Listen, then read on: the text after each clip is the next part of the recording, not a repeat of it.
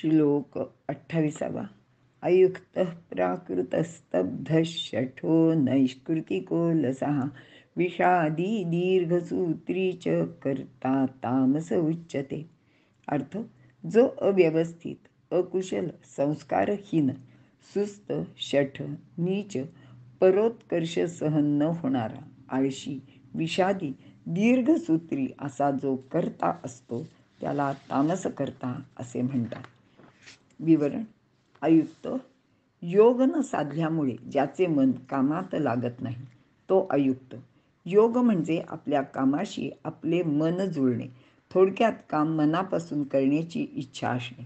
कामाशी मन एकरूप होणे म्हणजे युक्त, आणि तसे होत नाही तर किंवा झाले नाही तर तो अयुक्त. प्राकृत म्हणजे प्रकृतीप्रमाणे घडणारा, जन्मजात जी प्रकृती असते तसाच जगणारा तो प्राकृत. स्वतःवर संस्कार करून घेऊन जो सुधारणा घडवून आणतो तो संस्कृत किंवा सुसंस्कृत. मात्र तामसी माणूस स्वतः सुधारण्याचा कधीच प्रयत्न करीत नाही. तो जसा असतो तसाच राहतो. आणि समर्थ याच्यासाठी सांगतात की आपल्या अंगात म्हणजे जन्मतः जे गुण मिळालेले आहेत, म्हणजे जे रूपलावण्य आहे, त्याच्यात आपल्याला बदल करता येत नाही. पण स्वतःतील सद्गुण किंवा काही कलाकौशल्य, एखाद्या विषयात प्रावीण्य मिळवणे, या सर्व गोष्टी माणूस प्रयत्न करून नक्कीच मिळवू शकतो. आणि अशा गुणांना ते आगंतुक गुण असे म्हणतात. आणि समर्थ असं म्हणतात की रूप लावण्य अभ्यासिता नये, सहज गुणास न चाले उपाये, काहीतरी धरावी सोये आगंतुक गुणाची. पण तामस म्हणजे आळशी माणूस असा प्रयत्न कधीच करत नाही. स्तब्ध, स्तंभ म्हणजे खांब, त्याचेसारखे जो ताठ असतो तो स्तब्ध, हालचाल न करणारा. हालचाल म्हणजे माणसाचे बाबतीत प्रयत्न, खटपट करणे. तामसी माणूस सर्वसाधारणपणे एका जागी बसून राहतो. शिवाय तो ताठपणे सुद्धा वागतो. त्याचे जवळ नम्रपणा असत नाही. त्याला कोणी काही त्याच्या हिताचे सांगितले तरी सुद्धा तो ते ऐकत नाही. त्याला दुसऱ्याचे सांगणे कधीच पटत नाही. अशा अर्थाने स्तब्ध म्हणजे ताठपणा तामसी लोकांमध्ये निश्चितपणे आढळतो. शठ म्हणजे लबाड, खोटे बोलणारा, आचरणी, असत्याचे नेहमीच आचरण करतो. स्वतःच्या प्रयत्नाने तो आपली उन्नतीसुद्धा करून घेत नाही. त्याची बुद्धी नेहमी वाकड्या मार्गाने जाते. तो इतरांना फसविण्याचा सुद्धा प्रयत्न करतो, पण त्यासाठी सुद्धा एक कसब किंवा हुशारी लागते, आणि नेमकी ती यांचे जवळ नसते. त्यामुळे त्याला यामध्ये सुद्धा यश मिळत नाही. नैष्कृतिक, निष्कृती म्हणजे असलेले नष्ट करणारा किंवा केलेले नाहीसे करणारा. कित्येक लोक स्वतःच केलेल्या कामावर आपणच बोळा फिरवतात किंवा दुसऱ्याने केलेले चांगले काम बिघडवून टाकतात किंवा नष्ट करतात. यवनांनी भारतावर स्वाऱ्या केल्या, राज्य जिंकले, आणि त्याचबरोबर तक्षशिलासारख्या विद्यापीठातील अनेक ग्रंथ जाळून टाकले. अनेक चांगल्या शिल्पांची मोडतोड केली. अनेक कलाकृती नष्ट केल्या. इंग्रजांनी सुद्धा मराठ्यांच्या पराक्रमाच्या खुणा नाहीशा केल्या. पेशव्यांचा शनिवार वाडा जाळला.